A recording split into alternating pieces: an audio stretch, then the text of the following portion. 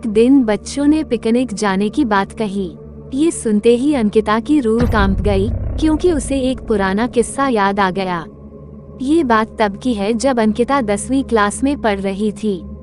एक दिन टीचर ने पिकनिक का प्लान बनाया था। अपने सभी दोस्तों के साथ अंकिता ने भी जाने के लिए हाँ कर दी। पिकनिक पर जाना था पावागढ़। पूरा स्कूल पिकनिक जा रहा था, इसलिए करीब 30 बस सभी बच्चों को ले जाने के लिए तैयार थी। अंकिता अपने दोस्तों के साथ सबसे पीछे वाली बस में बैठ गई। सभी हंसते मस्ती करते हुए बस से जा रहे थे। तभी कुछ दूर जंगल के पास पहुंचकर उसी बस से तेज आवाज आई। ये वक्त रात के करीब 1:30 बजे का था। ड्राइवर गाड़ी से बाहर निकला तो उसे पता चला कि टायर फट गया है।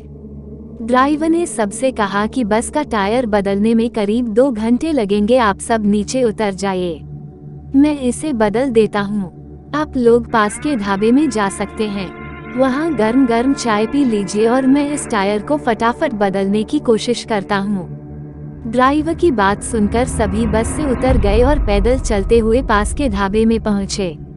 वहाँ एक बूढ़ा व्यक्ति चाय बना रहा था।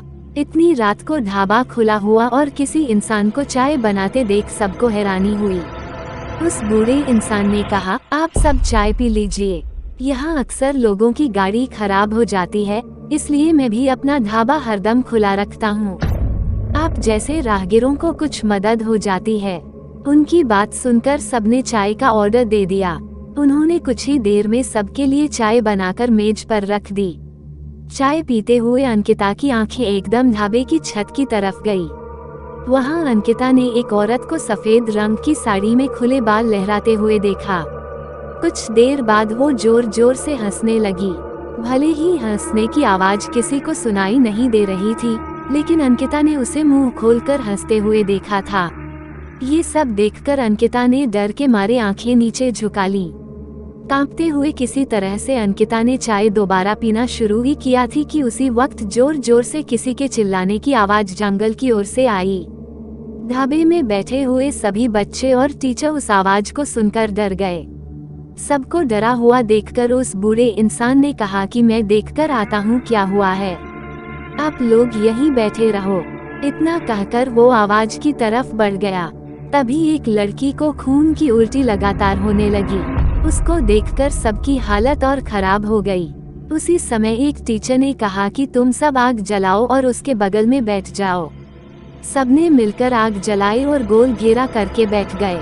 टीचर ने सख्त लहजे में सबसे कह दिया कि अकेले कोई कहीं नहीं जाएगा। वैसे भी सब इतना डरे हुए थे कि अकेले कहीं जाने की हिम्मत हो नहीं रही थी। आग के पास बैठे बैठे 3 बज गए। तब कहीं जाकर वो बूढ़ा इंसान जंगल से लौट कर आया। उसने सबकी तरफ देखा और कहा कि उस चीख को सब भूल जाना, नहीं तो जीना मुश्किल हो जाएगा। इतना कहकर वो ढाबे के अंदर चला गया। तभी ड्राइवर भी टायर बदलकर बस लेकर ढाबे के पास पहुंचा। सभी लोग भगवान का नाम लेते हुए उस बस में बैठ गए। टीचर ने बस में बैठते ही सबको कहा कि कोई एक दूसरे से बात नहीं करेगा, सीधे सब सो जाओ। टीचर की बात मानकर सब चुपचाप बस में ही सो गए।